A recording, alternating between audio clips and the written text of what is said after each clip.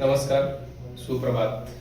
आज दिनांक 15/12/2025 तिथीनुसार आज एकादशी आहे आणि आजचा एवढा छान दिवस महेश तेलंगे हा वयवर्ष 26 वर्ष आणि त्याला आजार आहे तो अस्थमा, प्रतिशय जीर्ण प्रतिशयातून उद्भव झाला तो कासश्वास. हेतूमध्ये बरेच काही हेतू होते. नित्य भाताचं सेवन रात्रीचं, त्यानंतर कॉफी, कोल्ड कॉफी जास्त पित होतो. अशा बऱ्याच हेतू सापडल्या मला हिस्ट्री टेकिंग मध्ये. त्याला त्रास 3 वर्षापासून आहे. मी गेली 2 वर्ष झालं, मागच्या वर्षी पण त्याला सांगितलं की वमन घेऊ, त्यावेळेस त्याने नाही ऐकलं. ठीक आहे म्हणतो. यावर्षी खूप त्रास झाल्यानंतर म्हणलं आता तुम्ही जे कराल ते मी करतो. त्यानंतर आम्ही वमनाचा प्लॅन केला. खरं तर सध्या कडाक्याची थंडी सुरू आहे. अशा थंडीमध्ये वमन देणं थोडंसं अपरिहार्य असतं, म्हणजे त्रासदायक असतं रुग्णाच्या दृष्टीने आणि वैद्याच्या दृष्टीने पण.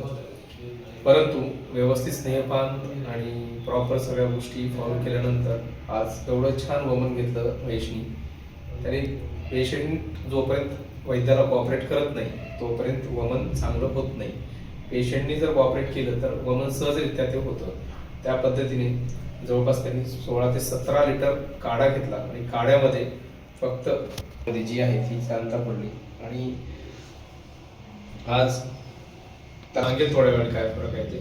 आणि आजचे मला हेल्प करणारे म्हणजे वमन एका डॉक्टरांनी करण्यासाठी सारखी प्रोसेस नाही, याला टीम वर्क लागतं. त्यामध्ये second year PhD student Ritika आणि गायत्री आणि तेजस्वी तिघी जणी. आज आमच्या मॅडम अबसेंट स्टुडंट असल्यामुळे मॅडम अबसेंट आहे, त्यांच्यावर पूर्ण भार सोपवलेला आहे की आज तुम्ही कॅरी ऑन करा.